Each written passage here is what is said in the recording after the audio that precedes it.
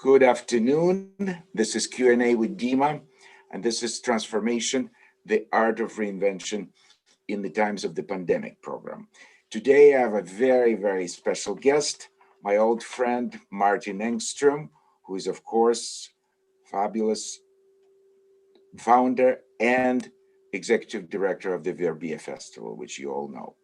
Martin, welcome. Great to have you. Thank you, Dima. It's nice to be here. Wonderful to have you. Now, you and I, we know each other for almost 30 years. We met in Les Arcs, a beautiful French Alp winter resort, and that was in 1992. But before, your life before, I don't know a great deal of details. Could you fill me in and everybody who is listening on your growing up in Sweden, your early interest in music and the influences? Sure. Well, I was born in Stockholm. My father was Swedish, a sculptor. My mother, German, refugee from Germany. And it was very modest upbringing.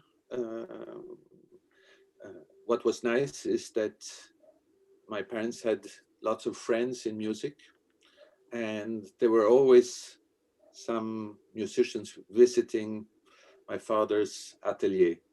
And in this atelier, they had parties. And so I was brought up with Amadeus Quartet, with Alfred Brendel, with Yuri Temirkanov, with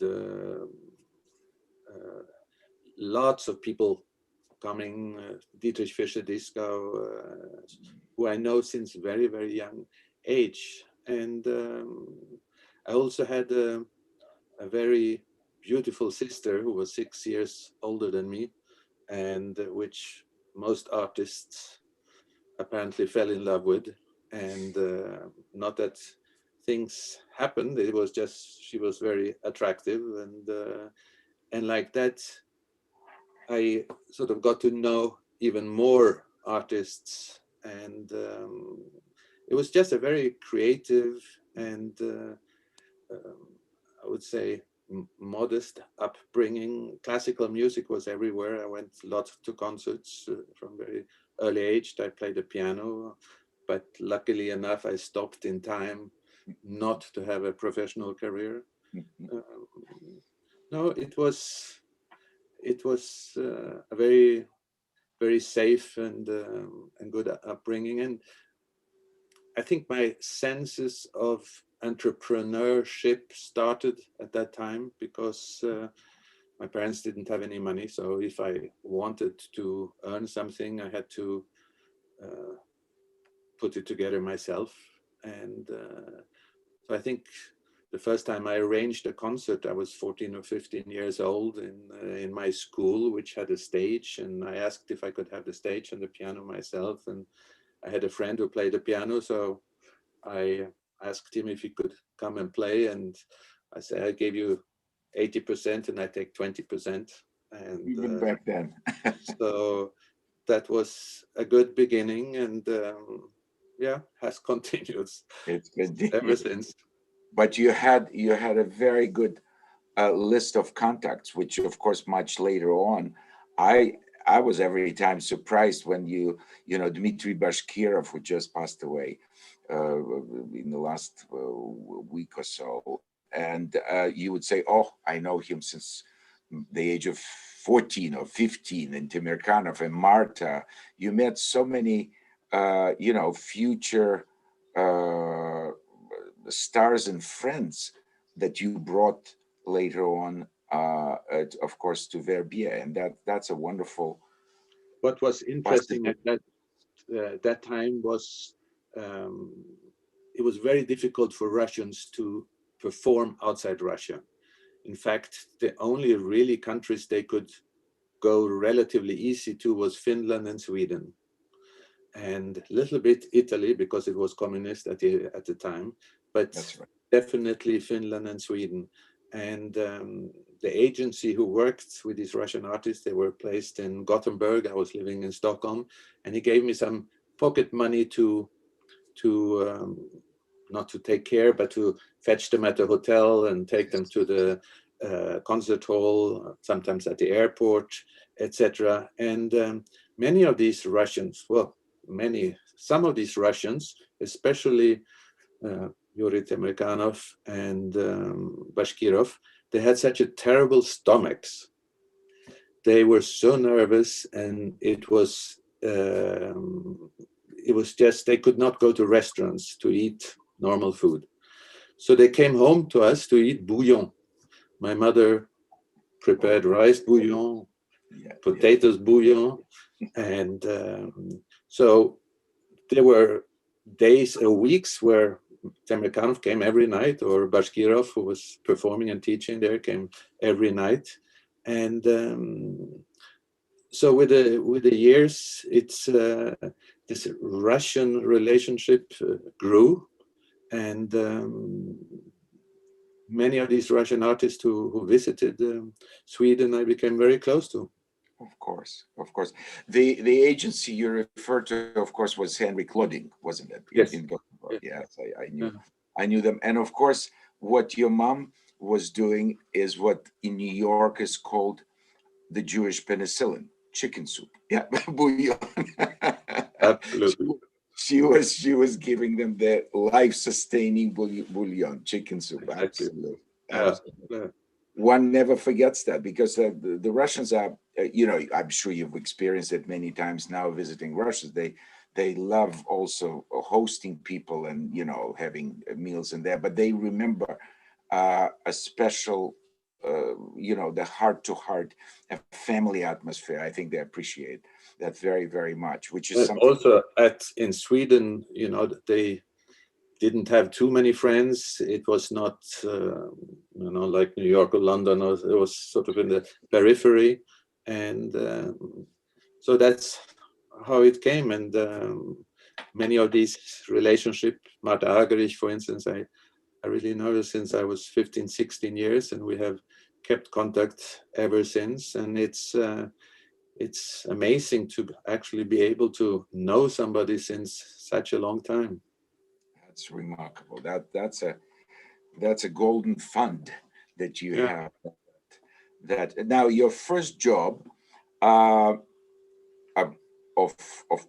prominent job in the business, happened to be in Paris. So your next period of becoming an agent was in Paris. Please tell us about when you worked for Opera and Concert, and who you worked for, because I know there were some very famous artists. And how was that experience, that part of your life after Stockholm? Well, it was a little bit by accident that I landed in Paris, because after I was 18, I signed in for university. And in Sweden, you had to do military service at that time, since you were 18. But if you studied, you could push it forward. So when I was 22, the military service told me, it's enough now, Martin, you have to come and make your 1-year military service. And I definitely did not want to do that, because they had me signed up somewhere in the north of Lapland, where I would lie in the snow and wait for the Russians to come. And that was not for me. So I took my car and went with a friend to Italy. This was September, and we were going to have some holidays together. And my godfather was Antal Dorati, conductor, and he knew that I was looking for a job, and he called me one day. He got hold of me in the hotel where we were, and told me that he just met this man in Paris, Mr. Hilbert, who had asked him to work for him, and he asked him, does he need a collaborator? And he said, absolutely, I'm just starting off now, so I need somebody. So I called him up and I said, can we meet? Can we talk? And he said, yes, come up. So I went up to Paris, and I spent an afternoon with him, and I got the job. And And this was in September, and I started 1st of January, and this was 1976, and 1975, 1976. And I didn't speak one word of French, so it was quite an adventure. But in the beginning, I started working for instrumentalists and sort of brought in the group I had around me. But I quickly noticed that if you work for singers, you're a little bit better off. Because when you do a contract with an opera house, it's usually for 5, 6, 8, 10 performances. And if you do a contract for a pianist or violinist or conductor, it's for 1 performance. Exactly. Or 2 performances. So I quickly noted that perhaps it's better to start working for singers. And I got into this world of singers and conductors. And after a couple of years, we had a general management of Carl Böhm, of Birgit Nilsson, of Martti Talvela, of Lucia Pop, of I think when I left in 1987, I had 220 singers I was working for with my staff. And but don't forget that with singers, it's a little bit different than with pianists. You have a pianist and he plays everything from A to Z. But when you have a soprano, you can have a dramatic soprano, you can have a coloratura, you can have a spinto, you can have a German dramatic soprano, Italian dramatic soprano, you can have all these different voice types. So that's why 220 sounds a lot, but it wasn't really 220 singers who did the same thing. It was rather diversified, but nevertheless, it was a big agency, probably the biggest one in Europe for singers and conductors. Fantastic. And yeah, that was who were the most interesting personalities that, because most people that you worked for were older than you were at that time, right? Most of them, except maybe for young instrumentalists. But now, I mean, and of course, while working for them and working with them, you probably learned some things that were, that helped you later on. Who were the most sort of influential figures in the music business? And I don't mean they are the manager. I mean the artists you came in contact. Who did you learn from? Being a good and successful manager, you can't really study in school to become it. That's right. You have to know a couple of languages. You have to know some psychology. You have to know some business. You have to know some repertoire. You have to be able to listen and put in your services where they are needed. So, and often when you are between the organizer and the artist, you have to be able to support more than bring your own personality forward. But I always had this, I did lots of things at the same time. When I was at Turn Pages, at concerts, I went to visit festivals. I was always in search of new talent also, but I met Benjamin Britten, I met Sviatoslav Richter, I put Turn Pages for him, Emil Gilels, Giants. I mean, the list is quite long of personalities I spent time with when I was, between 18 and 30. I was just very, very fortunate. And then, as you know, I married Barbara Hendricks, and together with Barbara, we traveled a lot all over the world. We also met Freddie Mercury. Barbara performed on stage with him in Barcelona. We met, I mean, I haven't prepared this question, but it's some wonderful personalities. Personalities, yes, yes. It's interesting because once I had, when I was with Columbia Artists, I once had an hour conversation with Ronald Wilford, who was at the time, of course, probably the most powerful manager in the business. And I asked him, I said, how was it? Because he worked for all the biggest names. And I asked him, just not specifically about anybody, but he gave me specific examples who were the most difficult artists to work for. And, one would have thought, and he said, you would probably think it would be somebody like Heifetz or Horowitz, who were complete control freaks. They needed but those are not the most difficult ones, he said. They wanted to have complete account of every ticket, everything, every receipt. That's fine. That you provide it. They want to have complete control. It's not a problem. He said the more difficult ones who appear to be, this is fine, but in fact they do want the complete control. And he meant, of course, the great personality of Slava, who was this enormous personality, magnetic and everything, and he always said, oh my dear, and everybody gets, but he did want complete accountant. So the combination of this, it was interesting coming from Wilford, who did not really have any musical background like you. You played the piano and you were surrounded by music. He was really much more of a businessman, but extremely successful, of course. As a lot of it, I'm sure, is also psychology, because you approach different artists differently.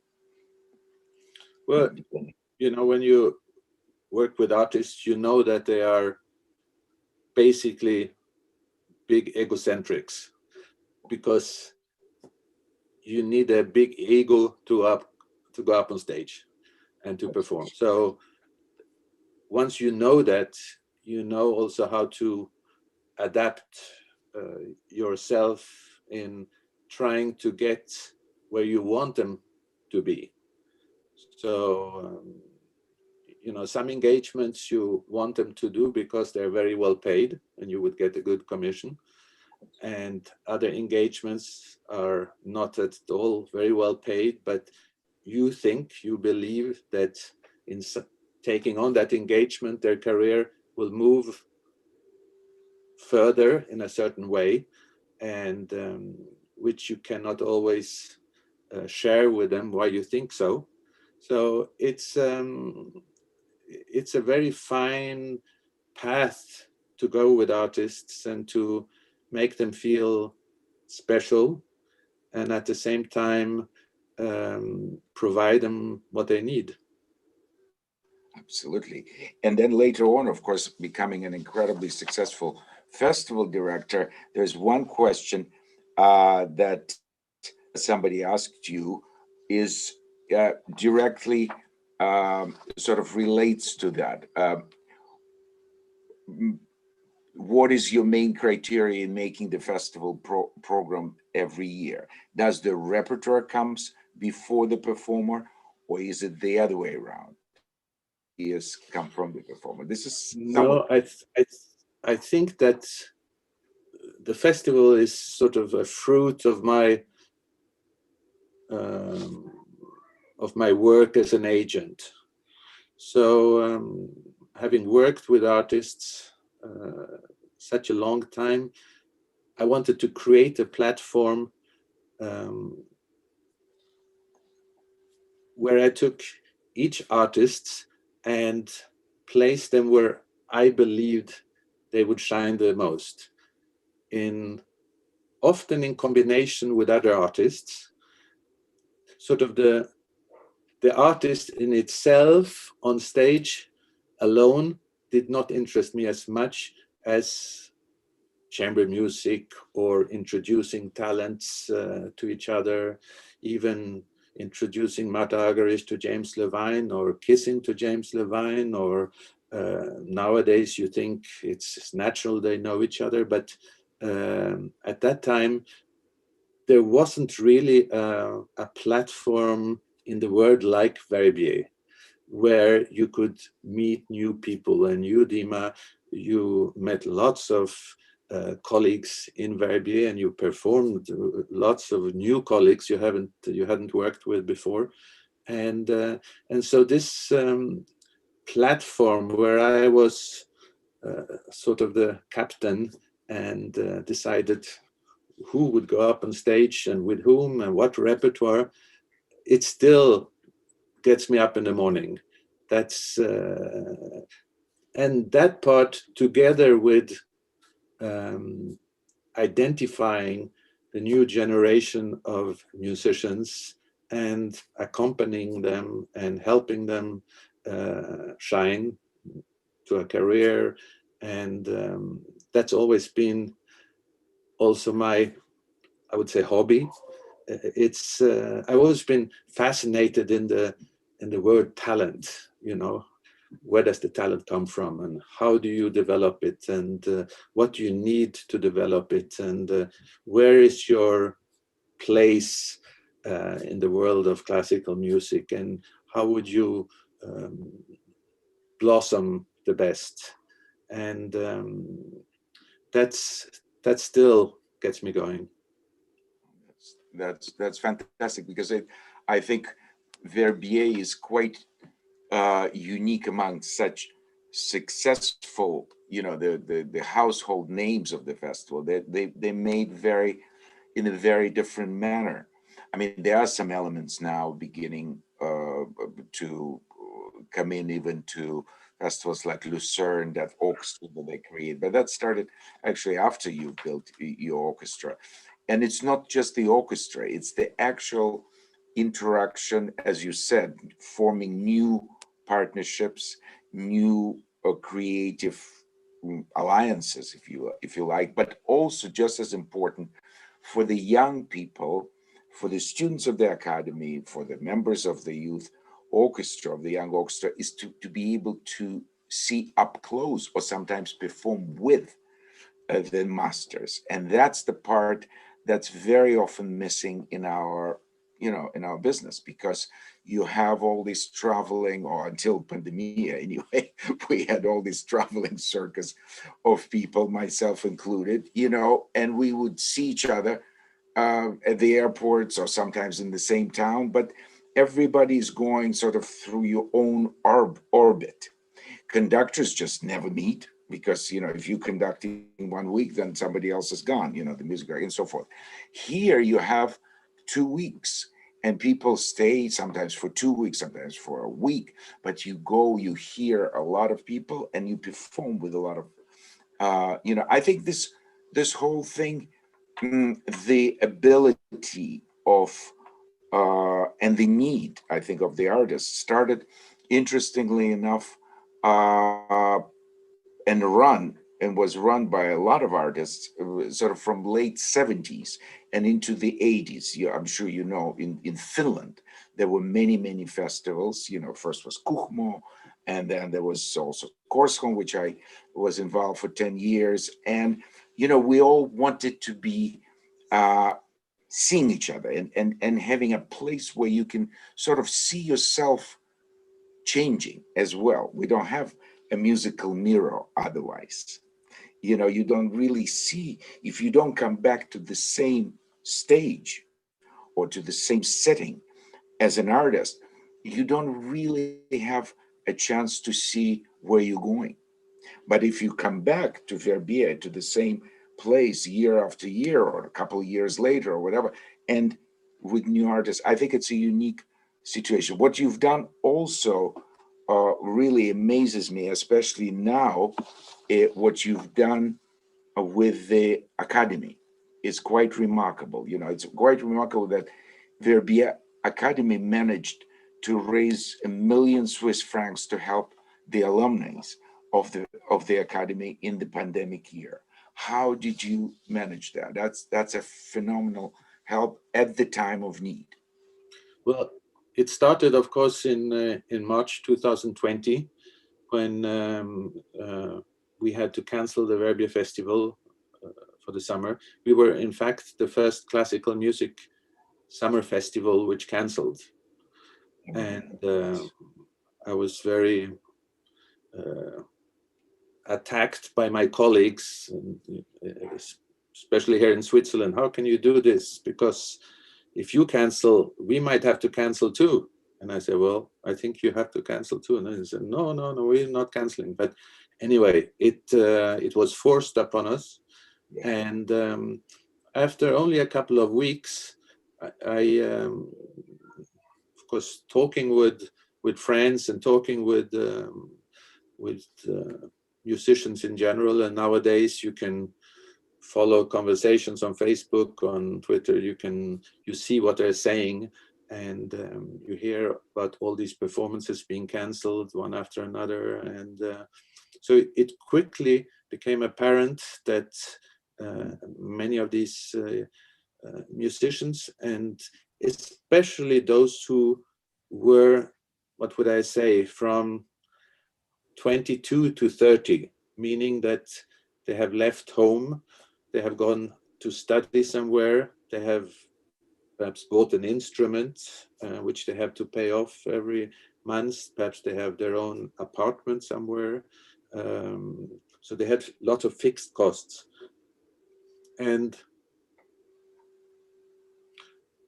it was very panicky feeling. How do I find money to pay this off? So I started to calling around my network of donors, sponsors, friends, and we had to set up a structure parallel to the festival. So this was not money going into the Verbier Festival budget. This was a complete different budget, because we couldn't mix the two because of tax reasons. Right. And today we have almost raised 1 million Swiss francs. We have helped about 300 alumni, not only musicians, but also technicians. The criteria was that you would have had to do at least one season, either in the academy or with our orchestras, or having worked at the festival one summer.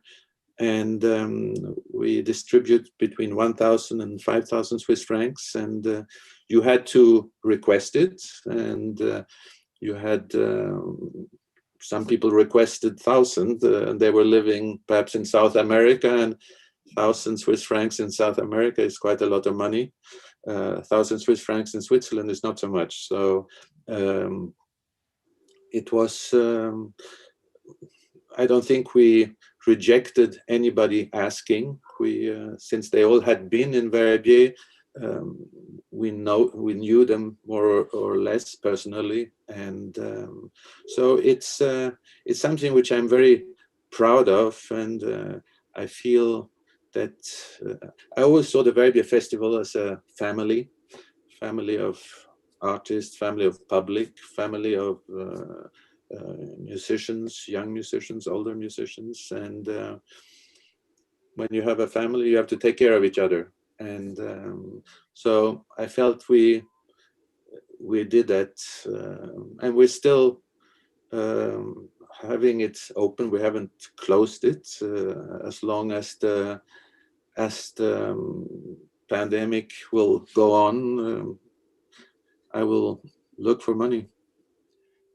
But I think that's fantastic, because one hears, you know, from time to time, if you live in England, you hear the relief package, you know, that they get, or in the States or in different countries. But coming from the festival that actually, you know, had to cancel the season, now the new one is coming, of course, and we'll talk about that a little bit later on. But you mentioned the family, and there's one particular question here that I wanted to ask, to have a little connection with that. How do you manage to devote so much time to your family, because you live such a busy life, not only with Verbier, but before that as a manager, of course, festival director, record executive, competition juror.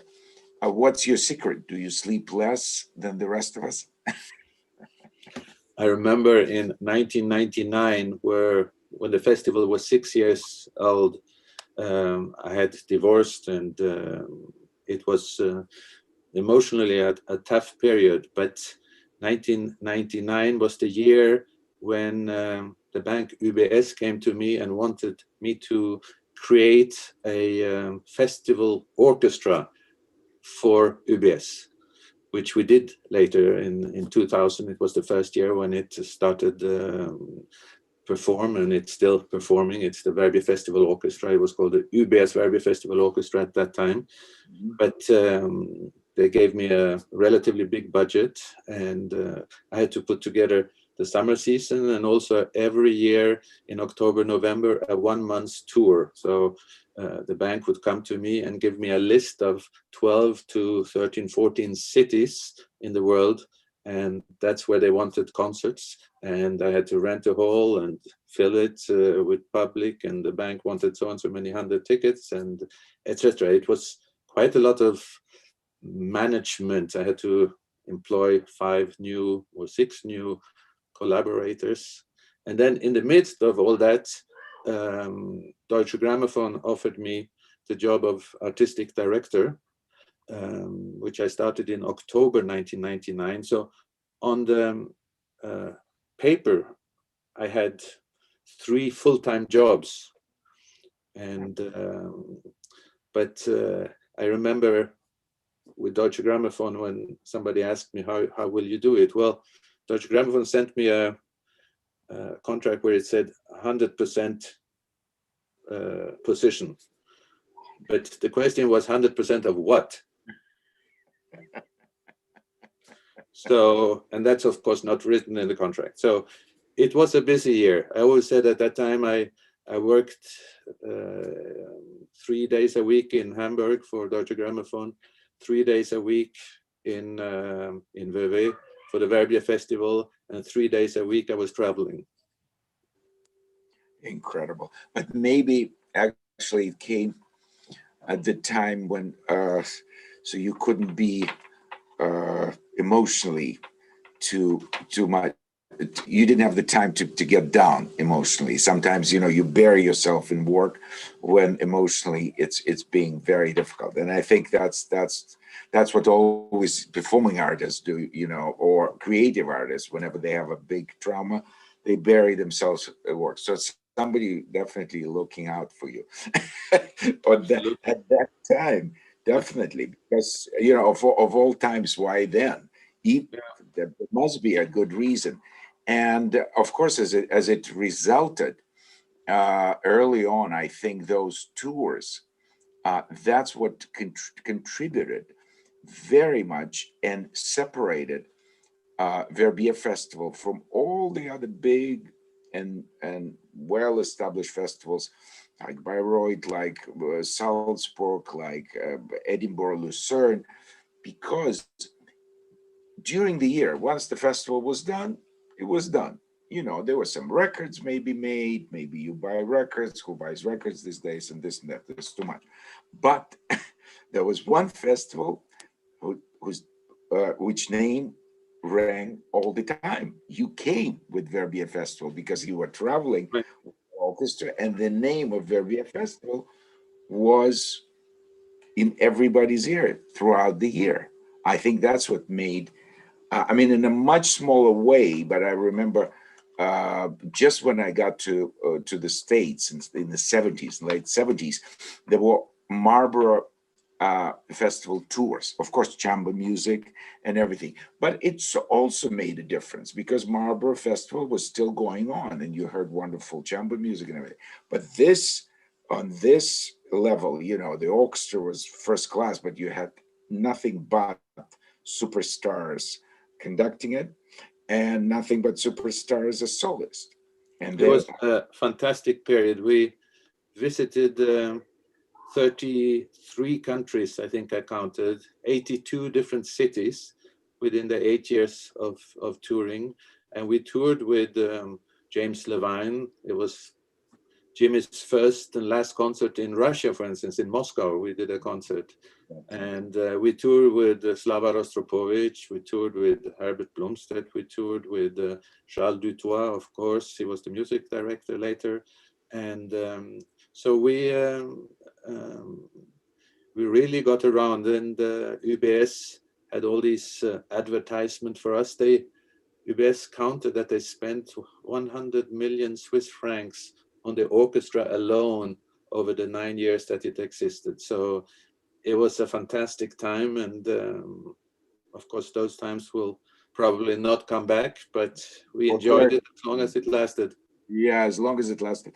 I remember because parallel to the big orchestra, you also formed a few years later the chamber orchestra, and I was fortunate enough to do some of those tours. You remember the time in New York, also with you know, at MoMA, and with René Fleming was the front. I mean, it was fabulous tours, fabulous trips. Absolutely, Dima. We have done lots of fun projects together. Absolutely, and hopefully we'll try to do in the future, as difficult as it is. Now, speaking of difficult, now you've probably never been so much at home as in the last year, obviously, because one cannot travel. And what new? Is there something new that you possibly learned about yourself during the pandemic, apart from, of course, the great advantage of spending time with your family? But what's been the positive lesson from being at home? Because normally I know you always traveled a lot, as long as I know. Well, what's new is that I suddenly had time. And although time is relative, but I had time to think, not only doing things, but to think. And apart from this Verbier Festival Emergency Relief Fund, which we created, I also create an archive of the Verbier Festival. I don't know if you remember, last summer we did 93 hours of video archives from the Verbier Festival together with Medici. And we every day during the days of the festival, the cancelled festival, we had between 5 and 7 hours of material, and it was always around one musician or one instrument. So we had 18 days of archival material, and some of them really, really unique and fun. And some of it was also live, and we had Marta Argerich playing live for us, Michael Pletnyov, we had Kavakos, we had every evening was a live element too. And so I would have never been able to put that together during a normal year. I also started 2 new festivals, one in Riga, Jurmala in Latvia, and one in Tsinandali in Georgia. And now I'm working on some new projects, which hopefully I'm playing with the idea to create my own record label, and also trying to put together, building up a new concert management in China or in Asia. It's you know, it's funny. It's in Chinese, the word crisis has 2 signs. One is crisis, and the other sign is opportunity. And in European languages, it's either European opportunity or crisis. But in China, they go together. And so I like that. I really like that. So I have used this time of non-travel to try to be creative. Yes, that's fantastic. You've mentioned, of course, Medici, And Medici that I've remembered first, I think Verbier must have been one of the first projects, and certainly very big, project, and also contributed to the early sort of spreading the word about the Verbier Festival. Now, of course, Medici you find everywhere. Speaking of Medici, there's a question here about that.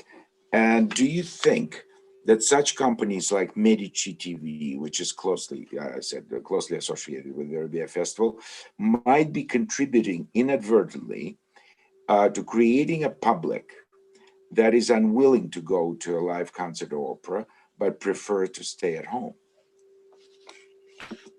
Good question. I mean, it's that was the question also which we asked ourselves in 2007 when we started working together with Medici. And I remember that first year, after a couple of days after the opening concert, Hervé Boissière, who is the big boss of Medici, came to me with a list of all the countries which had picked up the streaming of Medici. And I was, of course, happy that there were so many in America and in England and Germany.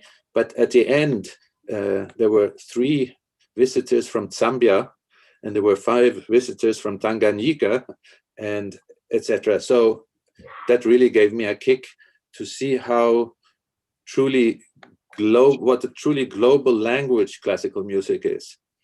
And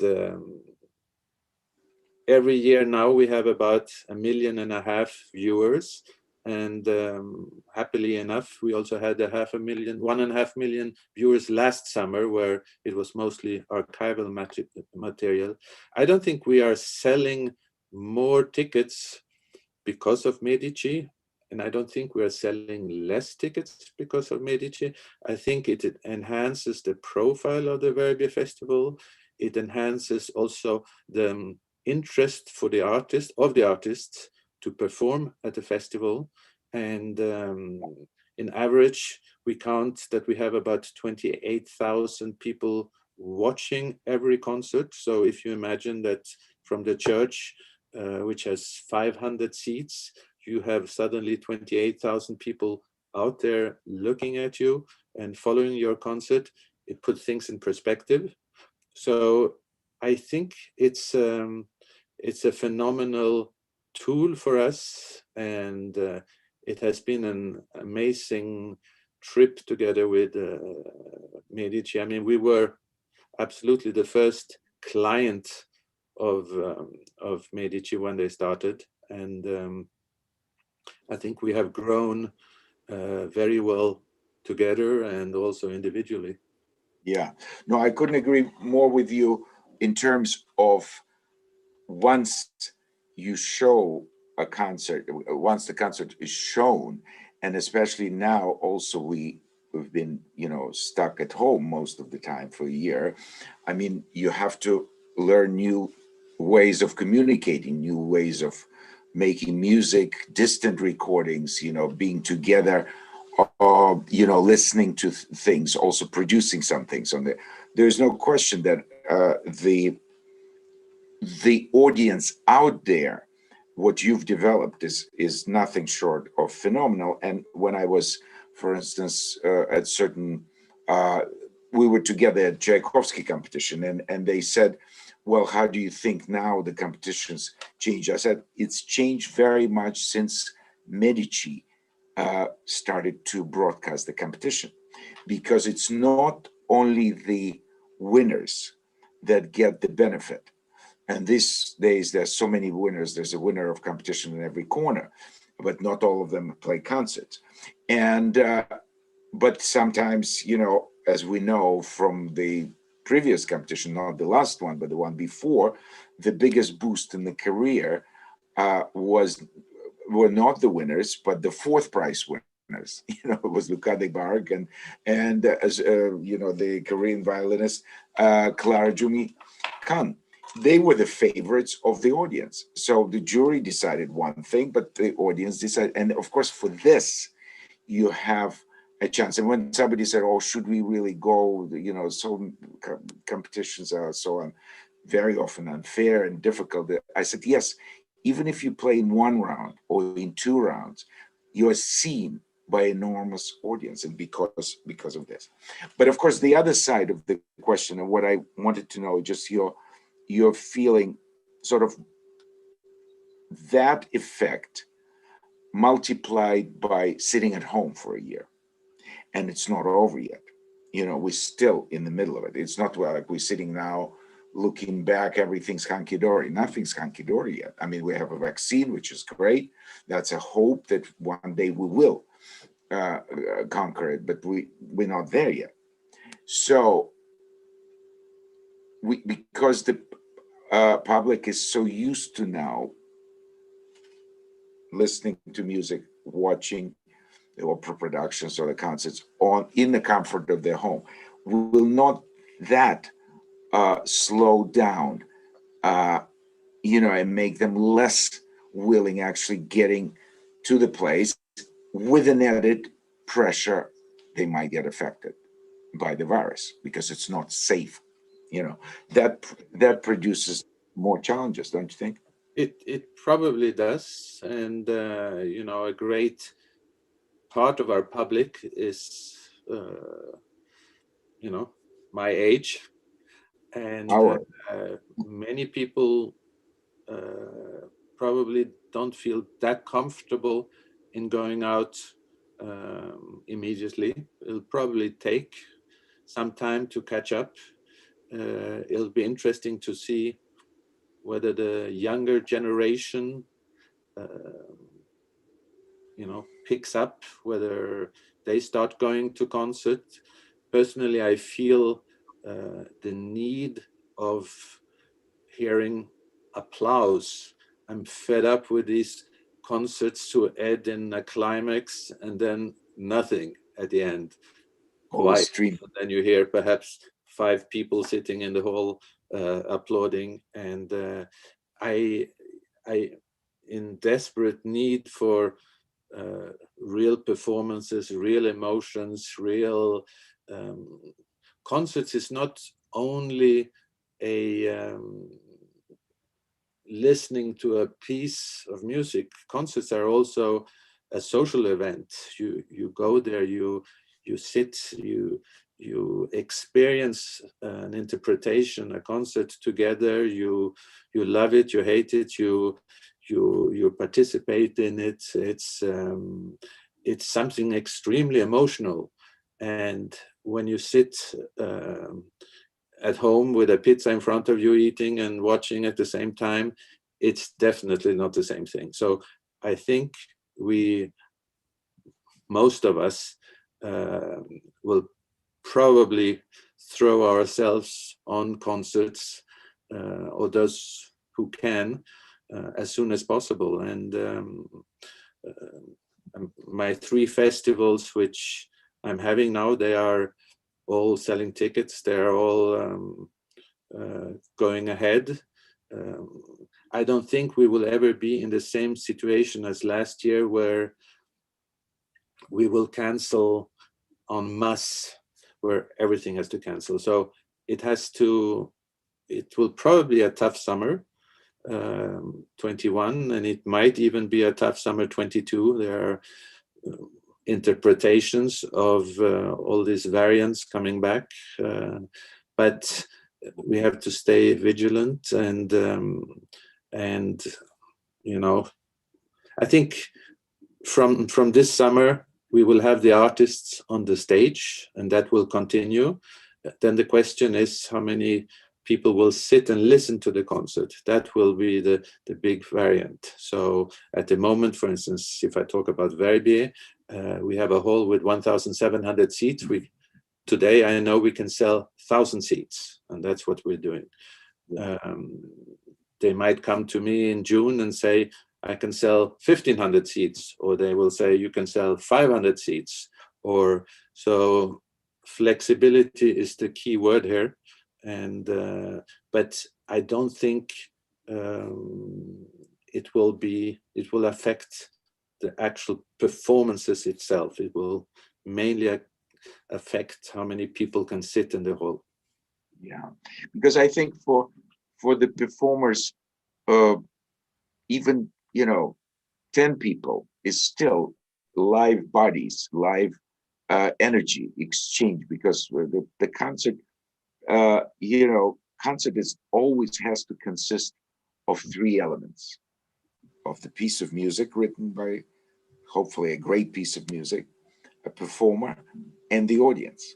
So when you take that third element, it's not really a concert the way it was meant to be.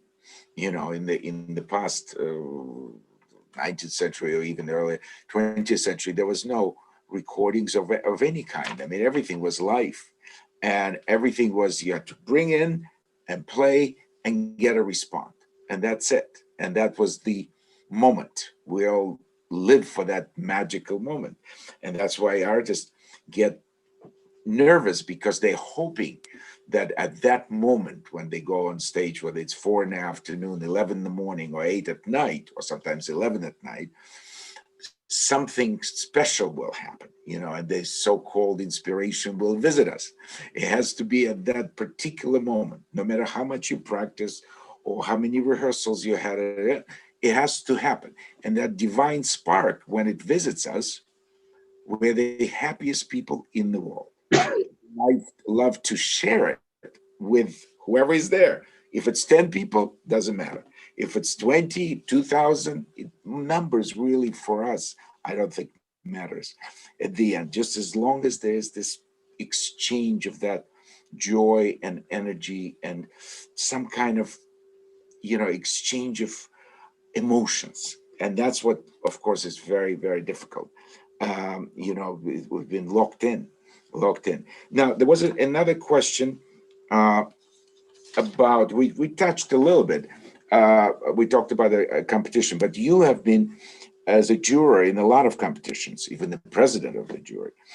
Do you think there's still the best way for young musicians to be noticed? Or has it changed today with so many winners not having a career afterwards, and some of the most successful performers today never won any of the competition? What's your view on that? It's there are more competitions now than ever. That's true. And but again, there are competitions and competitions. It's not all about the prize money. It's more about what you get out of it in terms of performances and networking and opportunities. I mean, I've been involved in the Tchaikovsky competition now since 10 years. I've been on the jury since for 3 times, twice violin, once piano. And there I've seen how Gergiev really offers opportunities to all the finalists. Of course, the first prize often gets most concerts, but he has been extremely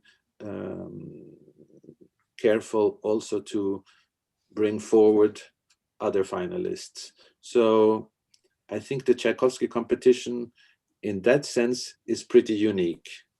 Of course, the Chopin competition, it's a big competition. It's very difficult to get in there. It's very difficult to get to the final. But it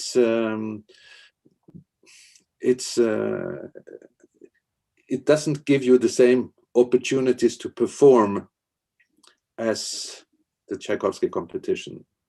So, and then it has to do with your personality. We have the Clara Haskell competition here in Switzerland, and the repertoire there is the repertoire of Clara Haskell, which means there's no Prokofiev, there's no Scriabin, there's no Rachmaninoff, there's no Tchaikovsky.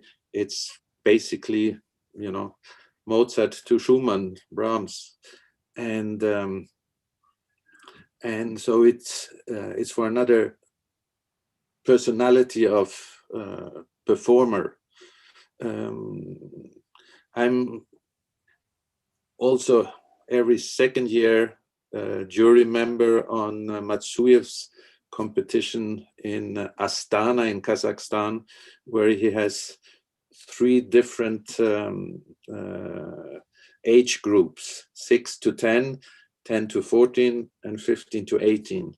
And since I have participated there over the years, I've seen many kids grow up and then coming back to the next age group, etc. And then also going into Tchaikovsky competition. That has been fascinating. For me personally, I love watching the development of some of these musicians, because you can hear a 10-year-old and be very, very impressed with the talent. But perhaps coming back a couple of years later, you will feel that he has perhaps taken on other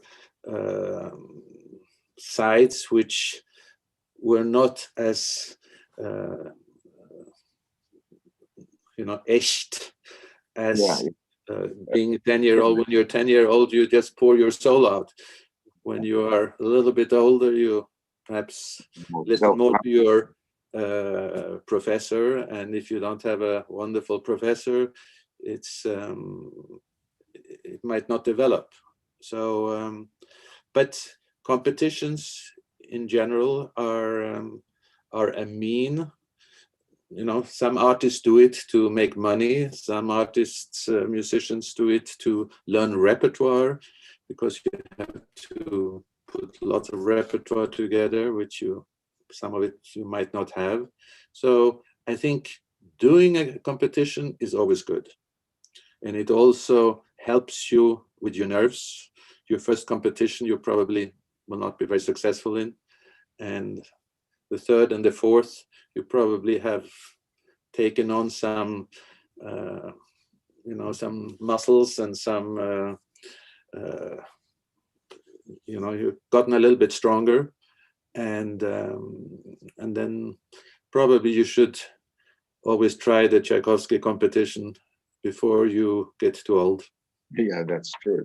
But not as if I've recommended some of the very young ones that clearly were going to develop. Well, I said, well, you can come, you can do a few competitions before Tchaikovsky, and then you can come up to that. But Tchaikovsky, of course, has a unique public participation, because public there is such an important part of it, because it's still, they're as passionate about the results, and they argue, no, this one is my favorite or that one is my favorite.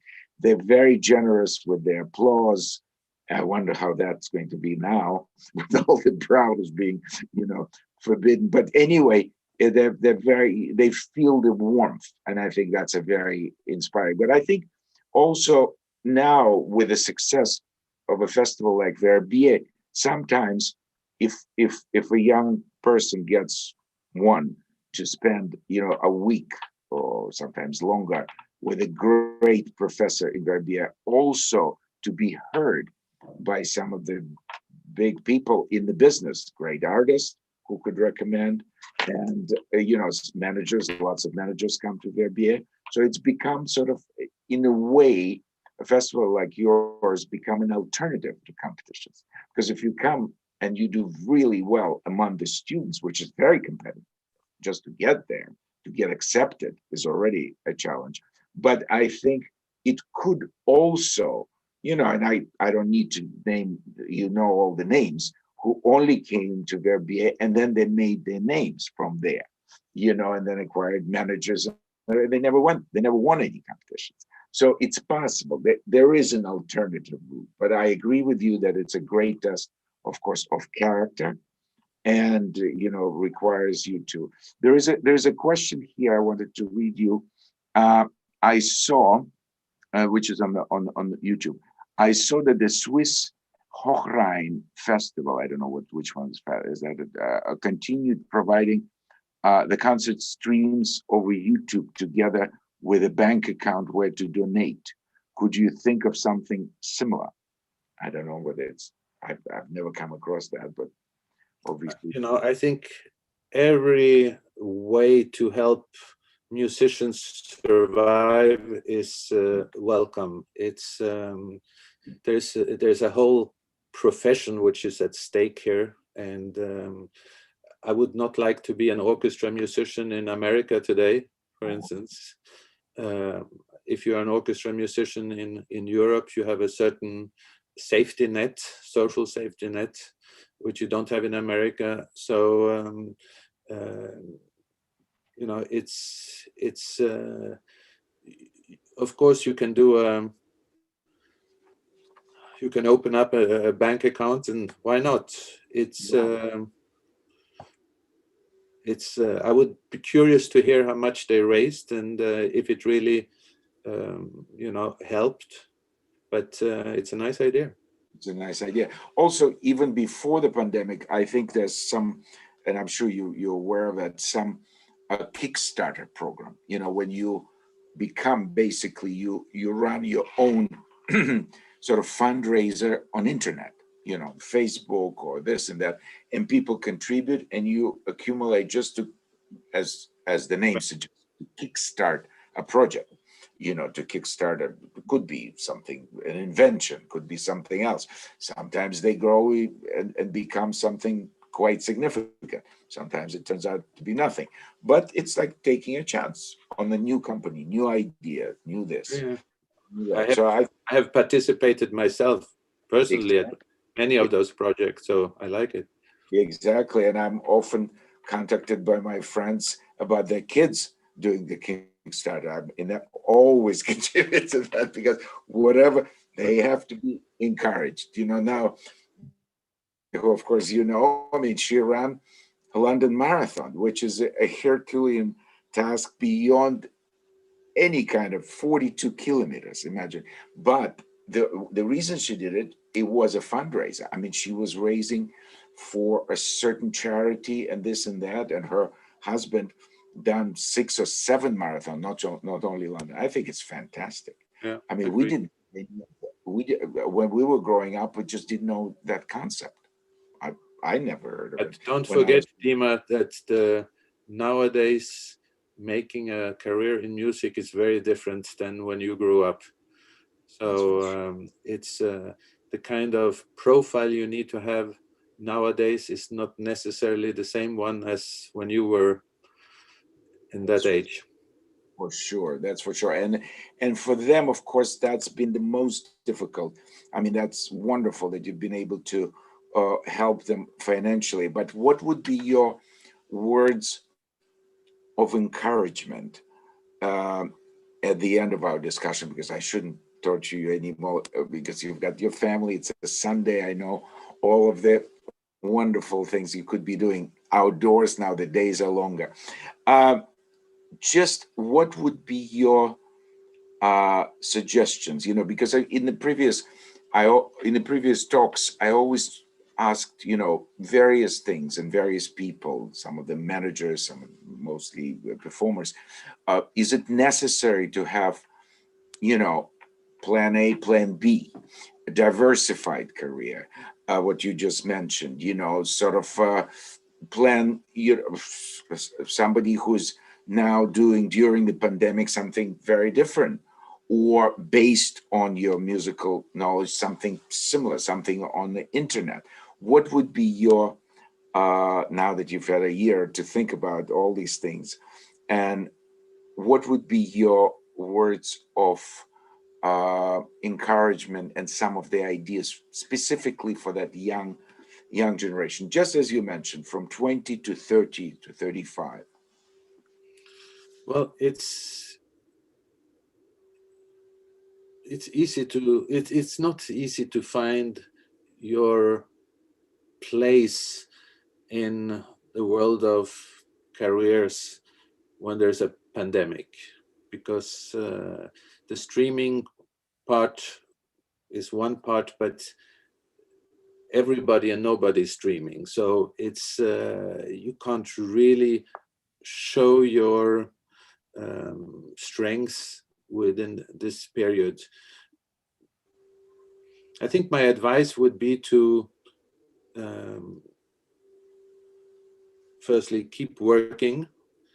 If you have a talent, keep working, keep practicing, keep looking for repertoire, keep do chamber music with your friends, and also an aspect which becomes more and more important for a young person in today's world is how can I make an impression? How, if put yourself into my situation, how would I, why should I be interested in you? Why should I engage you? There's so many artists out there playing well, but nowadays you also need to have that extra ability either to talk to the audience, to communicate, to create a beautiful website, to perhaps play chamber music with people who are as good as you are, and use the time, because it will get better. And don't only stay home and practice, but try to be inventive, try to think also a little bit how, where will your place be, and why would people like me be interested in you? And I think kicking back some of that responsibility of building up a career, we need to give back to the artists, because it will not come as automatic as it has in the past. Of course, there's always, a group of exceptionally talented youngsters who will come out, and perhaps a conductor has picked them up, and they've had the right introductions early on. Those exceptions will always exist, but nowadays it's we see out there in the field of musicians that there are lots of artists who are performing who don't have the same profile. So some are extremely talented in presenting concerts, in being creative about how the concert is presented, repertoire-wise, or they create their own world, not listening to the market. They go ahead and do it, and they do very well. And those who just sit and wait for the storm to pass and just hoping that things will be the same as when the storm started will probably have difficulties in catching up. So use the time. And reinvent yourself, or constantly look at possibilities to revise and renew. What was good yesterday might not be good today anymore, and definitely our world changed. So be flexible enough to be brave enough in a way to face yourself, believe in yourself, and find your voice, which is so identifiable. That's something uniquely yours, because the only way to impress somebody like you is when somebody's got something unique to say. If one has a voice, you'd say, oh yeah, it doesn't matter that I have 20 other pianists or 10 other violinists, but I'd like to hear that voice. That voice is interesting. It's not a question what better or worse, different. I think that could be a keyword. That's what's so fascinating also with the Verbier Festival, that we have perhaps 20 pianists coming every summer, and I really try to make sure that these are 20 different voices who perform, that and that each of them have something to say. It doesn't matter on what they're saying, but as long as they have something to say. Absolutely. On that positive note, I thank you very, very much, Martin. I know you're busy with all the different projects, and I'm sure every project that as long as I know you, which is about 30 years, every project that you hatching, that you set your mind is going to be a success, with or without the pandemic. I think Thanks, Dima. the main thing is just stay healthy and everybody in the family. And thank you for the audience and their participation. And I will see you in a week. In the meantime, don't forget to subscribe to the YouTube channel. And let's thank you again, Martin. Thanks so much. Thanks for the opportunity, Dima.